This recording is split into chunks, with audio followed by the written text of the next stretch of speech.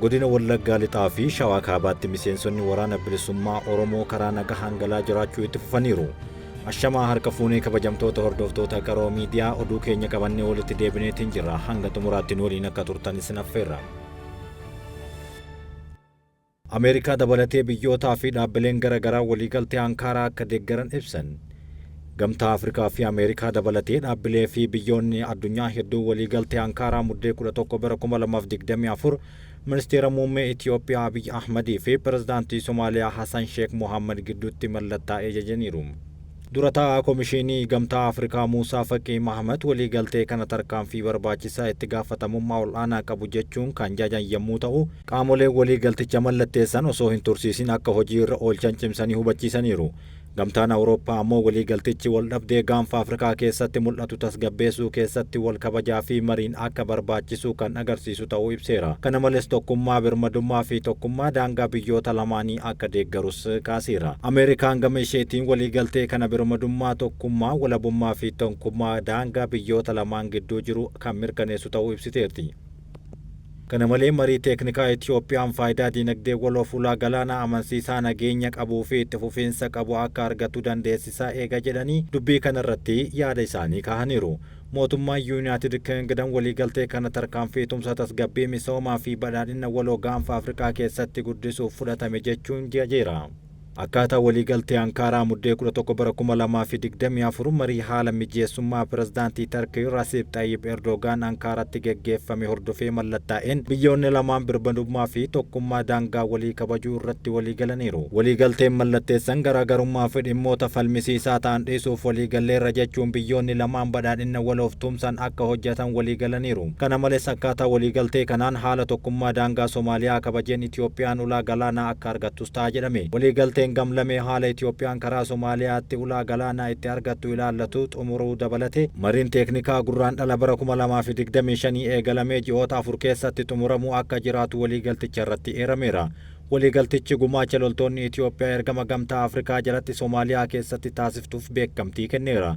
Somaaliyaan wareegama loltoota Itoophiyaa kaffalaniif beekamtii kenniti kan jedhan waliigaltichi gadi fageenyaan walta'iinsa isaanis cimaa ta'uu hime. Jalqaba bara kanaa Itoophiyaan naannoo Somaaliyaa irraa adda baatee fi ofiin of bulchitu Somaaliilaand waliin waliigaltee ulaa galaanaa mallatteessu hordofee Itoophiyaa fi Somaaliyaa gidduu waldhabdeen uumamuun ni yaadatama. Itoophiyaan walabummaa Somaaliilaandiif ifatti beekamtii kennuun ulaa galaana diimaa argachuuf waliigalteen isheen Maqaadishoo biratti ijoo dubbii ta'eera. Somaaliyaan tarkaanfii kana akka birmadummaa fi tokkummaa daangaa Somaaliyaa cabsuutti ni ilaalti. Godina Wallaggaa Lixaa fi Shawaa Kaabaatti miseensonni waraana bilisummaa Oromoo karaa nagaan galuu itti fufan. Godina Wallaggaa Lixaa fi Shawaa Kaabaa aanaalee garaagaraatti miseensonni waraana bilisummaa Oromoo karaa nagaan galuu itti fufaniiru. Godina Wallaggaa Lixaa fi Shawaa Kaabaa aanaalee garaagaraatti waliigaltee mootummaa fi qondaaltota waraana bilisummaa Oromoo gidduutti taasifame hordofee miseensonni galaa jiraniif simannaan taasifamaa jiraachuu ragaan biiroo koominikeeshinii Oromiyaa irraa argame ni agarsiisa. Finfinneetti hirmaattota yaa'ii geggeessitoota Afrikaaf hoteelonni 42 qophaa'an. Finfinneetti hirmaattota yaa'ii geggeessitoota Afrikaaf hoteelonni 42 tajaajila kennuuf qophaa'uu Ministeerri Turizimii beeksise. Hojii geggeessaan garee ramaddii sadarkaa fi mirkaneessa gahumsa dhaabbilee ministeerichaa obbo Taarikuu Damissee akka himanitti keessummoonni yaa'ichaaf dhufan turtii Itoophiyaa qaban akka milkaa'uuf damee hoteelaa fi tajaajilaa kennan hojii haal duree xumuraniiru jedhan. Kanaafis hoteelonni 42 sadarkaa eeggatan qophaa'us kaasaniiru. Dhaabbanni boba'aa dhiyeessu buufata boba'aa haaraaf boba'aa akka hin dhiyeessine murteesse. Dhaabbanni dhiyeessii boba'aa Itoophiyaa mootummaan boba'aa biyya alaatii galfamu hir'isuuf hojjechaa jira jechuun buufata boba'aa haaraa akka dhiyeessine murteessee jira. Dhaabbanni dhiyeessa boba'aa fedhii boba'aa biyyattii irratti hundaa'uun biyyoota alaa irraa boba'aa galchuu fi dhaabbileef raabsuu murtee kanarra ga'uu isaa xalayaa wiixata darbe abbaa taayitaa boba'aa fi enerjiif barreesseen agarsiiseera.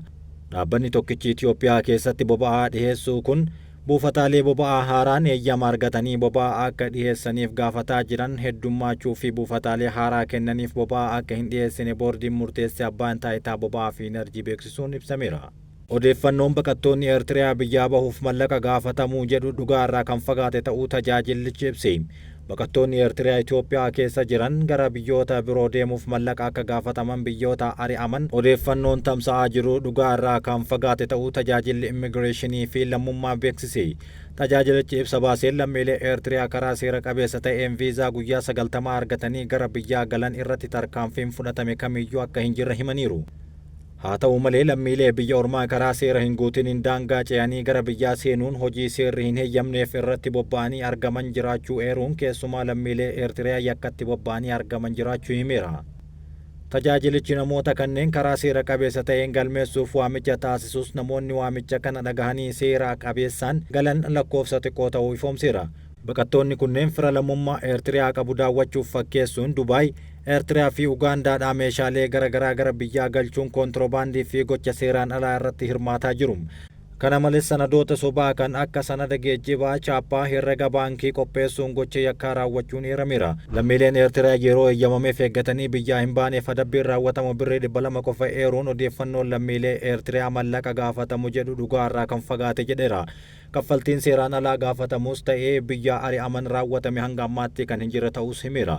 Lammiilee biyya biroo yakka raawwatan seeraan adabuun haa jiraatu malee rakkoon lammiilee Eertiriyaa addatti mudate akka hin jirre seeraniiru.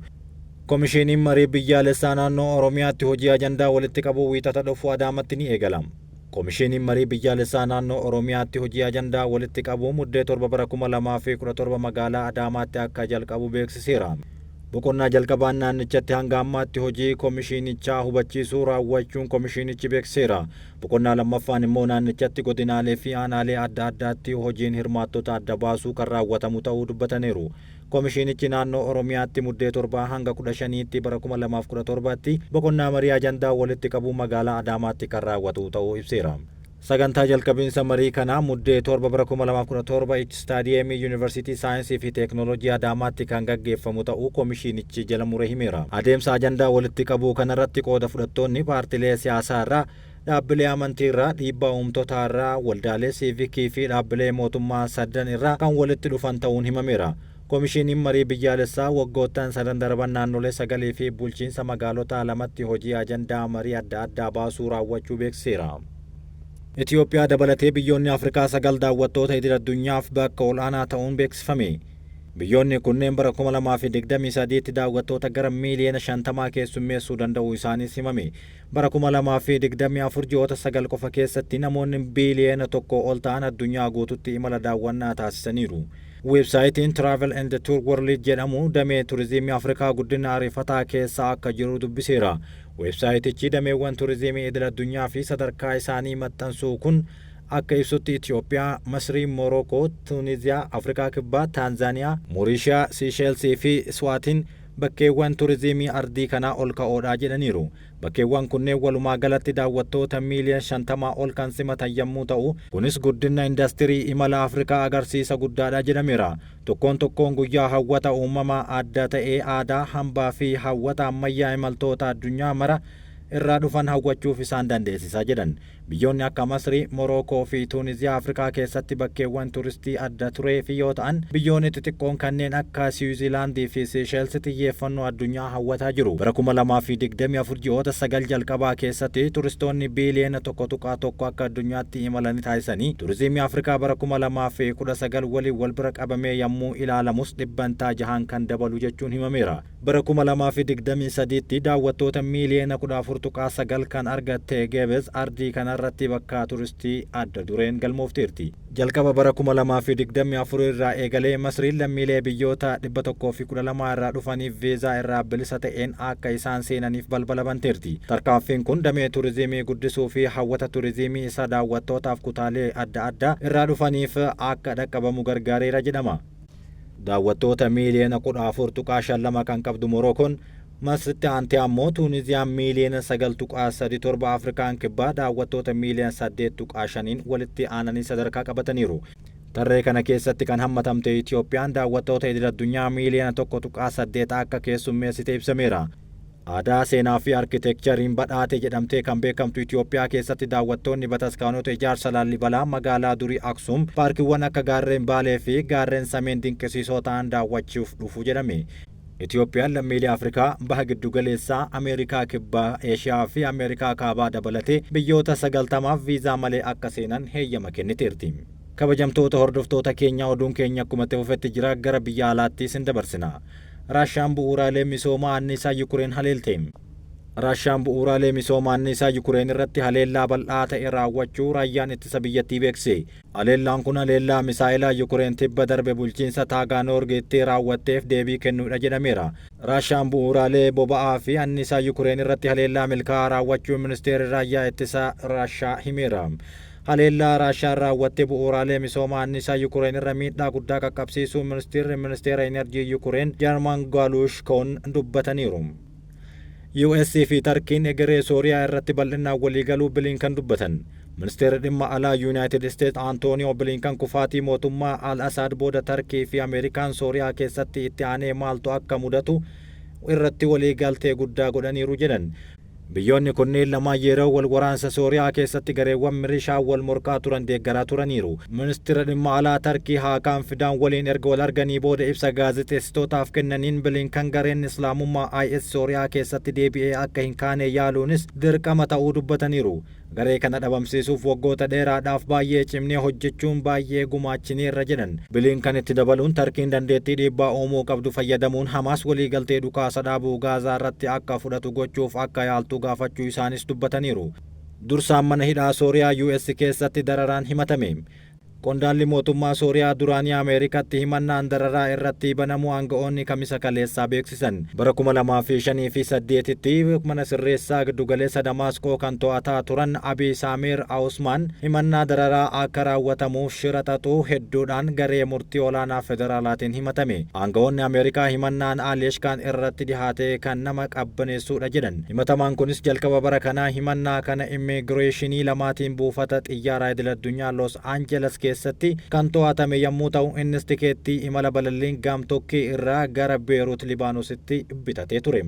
Akka ibsi waajjira abbaa alangaa Ameerikaa kutaa giddugaleessaa Kaalifoorniyaa irraa kenname ibsutti, namni kun mana hidhaa keessa hojjechuu isaa dhoksuun akkuma iyyannoo viizaa fi lammummaa Ameerikaa keessatti nama kamiyyuu ari'uu haaleera. Qondaaltonni Yuunaayitid Isteets akka jedhanitti Alsheekee pirezidaantii aangoo irraa kaafaman Bashiir Al-Asaad jalatti gahee dhuunfaa isaatiin miidhaa qaamaa fi sammuu namaa hidhamtoota siyaasaa fi kanneen biroo irratti geessiseera jedhan. Hidhamtoonni gara damee adabbii mana hidhaa sanaatti akka geeffaman ajajee achittis baatii irratti fannisuun meeshaa dhukkubbii hamaa qaqqabsiisuun akka reebamanii fi yeroo tokko tokko lafee dugdaa isaanii akka caccabu taasiseera jechuun gabaaseera. Waliigaltee dhukaasa dhaabuu Gaazaa ji'a kana keessa hojiirra ooluu akka malu himame. Gorsaan nageenya biyyaalessaa Ameerikaa bulchiinsa Baayidanii fi Tiraamp waliin waliigaltee kana dhugoomsuuf walitti dhiyeenyaan hojjechaa jiraachuus himaniiru. Ministeerri muummee Israa'el Beniyaamin Netanyaahuu waliigaltee kana fudhachuuf hanga Tiraamp aangoo qabatanii eegaa jiru jechuun oduun dubbatamu kuffisaniiru. Waliigaltee dhukaasa dhaabuu Israa'elii fi Hamaas gidduutti taasifame hojiirra oolchuuf tattaaffiin taasifamaa jiru ji'a kana keessa hojiirra ooluu mala jedhamee eegama. Ibsa gorsaan nageenya biyyaalessaa Ameerikaa gaazexeessitootaaf kennaniin waliigalteen kun dhiheenya kanatti garaagarummaan gareewwan lamaan gidduutti dhukaasa dhaabuu ilaalchisee dhiphachaa dhufeera jedhan. Gorsaan Jeek Suliivaan yeroo dhihootti adeemsa marii kana irratti hirmaatan kan jiran Masrii fi Kaatar daawwachuun booji'amtoonni akka deebi'an raabsaa gargaarsa namoomaa dabaluu fi dhukaasa dhaabuu marsaa dhumaa irratti gorsa akka kennan dubbataniiru. Dippiloomatiin biyyoota dhihaa naannicha keessa jiran tokko Rooytarsiif akka himanitti waliigaltee dhukaasa dhaabuu xumuruuf hojiin xumuramaa jiraachuu himaniiru. Qaamoleen wal waraanaa jiran lamaan waliigaltee ijoo torban dhufan keessatti yeroodhaaf dhukaasa dhaabuu fi namoota booji'aman tokko gadhiisuu irratti waliigaluu akka danda'an himaniiru. Jeek Suliivaan bulchiinsa Tiraamp irraa dhimmoota waraanaa waggaa tokko oliif deemaa ture xumuruuf gargaaran irratti gorsa nageenya biyyaalessaa Maayik Waals waliin mari'ataniiru. Gorsaan kun oduu muummichi ministeera Israa'el waliigaltee kana fudhachuuf Tiraamp aangoo hanga qabatanii eegaa jiru jechuus kuffisaniiru. Pirezidaantiin filataman Doonaald Tiraamp guyyaa dhaloota isaanii dura waraanni Gaazaa akka xumuramu waan barbaadaniif, kanaafis sochii dippiloomaasii eegaluun isaanii ni yaadatama. Bulchiinsa haaraa isaanii keessatti ergamaa isaa baha giddugaleessaa gara naannichaa fi biyyoota naannichaa biroo Israa'elii fi Qaatar dabalatee hooggantoota waliin marii gochaniiru. Waliigaltee dhukaasa dhaabuu Gaazaa hojiirra oolchuuf bulchiinsa Tiraampii fi Baayiden karaa adda addaa akka hordofan dubbatamus, marii kana keessatti dantaa Israa'el eeguu fi garee Ameerikaan akka mariisistutti qabdu eeguuf waliin hojjechuu akka danda'an gabaafameera. namoota dhibba booji'aman harka Hamaas keessa akka jiran amanaman keessaa 7 lammiilee Ameerikaa yommuu ta'an isaan keessaa 4 lubbuun jiraachuu dhiisuu danda'u jedhame. Haa ta'u malee dhukaasa dhaabuun gurraandhala 20 dura hojiirra oola jedhame kun yoo dhugaa ta'e Hamaas erga onkololeessa bara 2023 booda yeroo jalqabaaf namoota booji'aman ni gadhiisa jedhamee eegama. Kabajamtoota hordoftoota Qaroo Miidiyaa oduun keenya ammaaf qopheeffannee kanuma oduu isinitti himuun kan isin waliin ture Anamin Shubbiseetii waan nu dhaggeeffattaniif galatooma.